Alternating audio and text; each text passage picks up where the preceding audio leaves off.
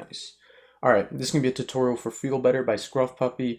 While figuring this song out, I actually broke a guitar string, so it sounds a little funky fresh right now. But it's all good. It's in tune. It has all its strings, which is all that matters. Anyway, so for the tutorial itself, I'm going to go over the tunings of the song, then the riff that encompasses the intro and conclusion of the song, and then how to play the main body of the song where Scruffpuppie is actually singing.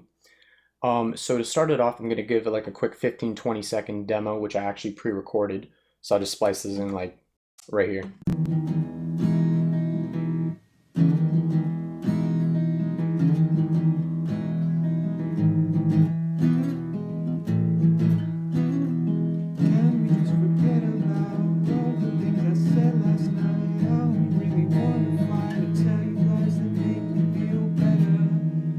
My fingers hurt so much. This song just has a special way of destroying my fingers.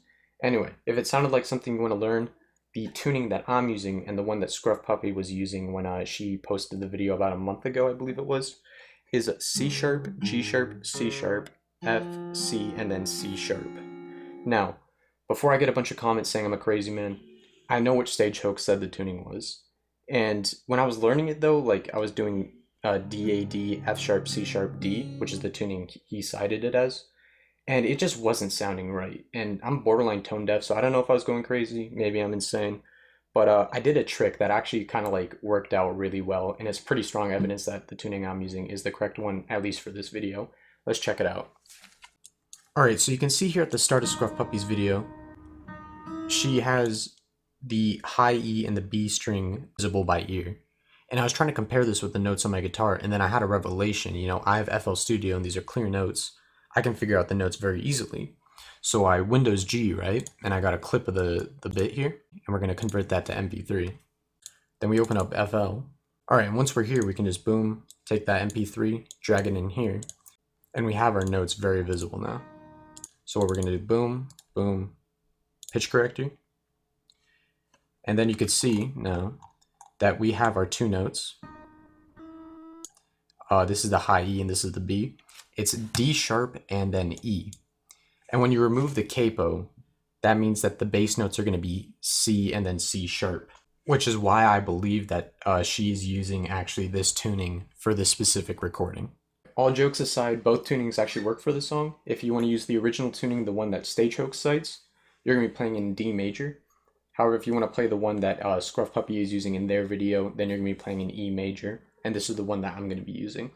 And the tabs that I'm going to give you for this video, they're going to work for both tunings, so get wild with it and choose whichever one you want. It's your choice. Alright, so now that's out of the way, we can go over the riff that Scruffpuppie uses in the intro and the conclusion of their song. And I think I'll split this up into 4 parts for simplicity's sake, but we'll see where it takes us. The first thing that you need to do is the capo on the 3rd fret. Alright, no ringing, that's good. So for the first bit, what you want to do is 0 2 0, your 2 on the A string, and you want to strum the top 3 strings. It's okay if you hit the D, the song doesn't have to be perfect, but you're going to strum down and then you're going to move up to the 4th fret of the A string. So that's just a nice slide, and then you're going to go up down once you're here. So slowly it'll look like this. Alright, so once you're there, you're going to lift up, and then you're going to strum down on the bottom 5 or 4 strings, and you're going to hammer on the high E and then let go. So it'll look something like this. Alright, so once you hammered on, then you're going to hit the open B, G, and then D strings. Alright, so slowly it'll look like this. And one thing to note, the tempo at which you strum down and then tap to is the tempo you want to hit these open strings at. So for example, you go 1 2 3, you want to go 1 2 3, because that'll preserve the timing of the song, and without it, it'll sound a little clunky. So you just, with some practice, you'll be able to maintain the speed, but it took me a little bit to get that down.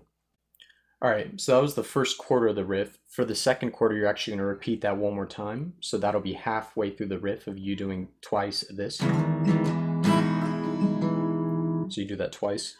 And then when you get past that for the second time, you're going to be left open, right? You're going to go 4 4 on the low E and A, and you're going to go down, up, down. And then with your first finger here, you're going to go on the 3rd fret of the G string. You want to strum down, and you want to make sure you try and hit the G string because it's very emphasized in the song. And then once you go on that down strum, you're going to go 5, back to 3, and then you're going to let go. So like this.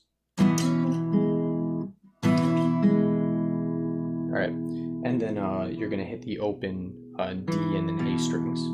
Alright, slowly it's going to look like this.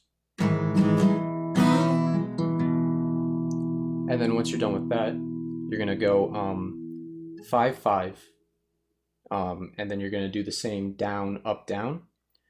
And you're going to also plant your ring or your first finger on the 3rd fret of the G string. You're going to slide up to 5, 3, let go, but you're not going to play these 2 strings.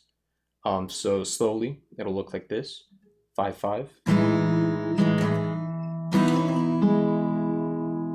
All right. So yeah, that's it for the intro riff. I'll play it through slowly here, just to make sure you can play along and you get it down. So slowly, it's going to look like this.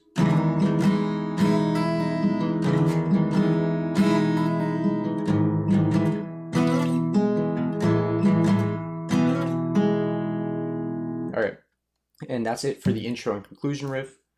Next, once you get this memorized, we just have to go over the main body of the thing, which is a repeating melody. It's a lot easier compared to this intro riff.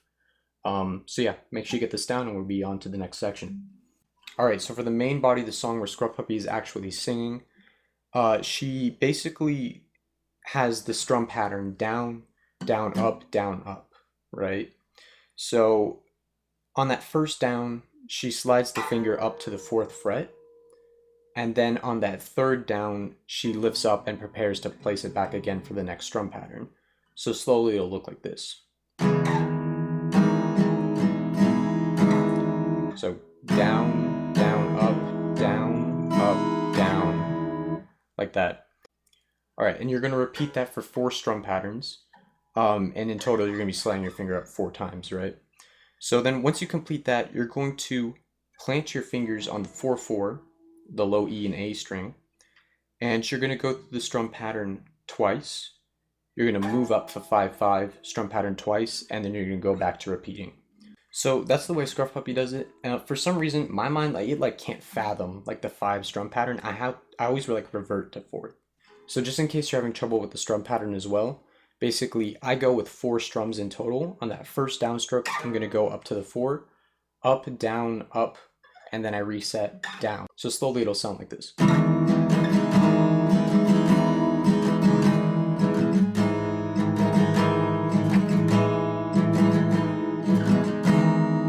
So yeah, whether you use the 4 strum pattern or 5 strum pattern, it doesn't matter, whatever is easiest with you. It's just that the 4 strum pattern, you're going to have a slight pause, whereas the 5 strum pattern is going to be more full, I believe. Anyway, that should be it for the tutorial. Let me know if you have any questions in the comments. If people are having trouble with the song, I can try and find an easier way to play it. I have some ideas and I can paste a unlisted video and put in the description. But also if you need any help with other songs, just let me know. If there's not a tutorial out there already, I'll probably do it. But anyway, that should be it. I hope this helps and have a good one.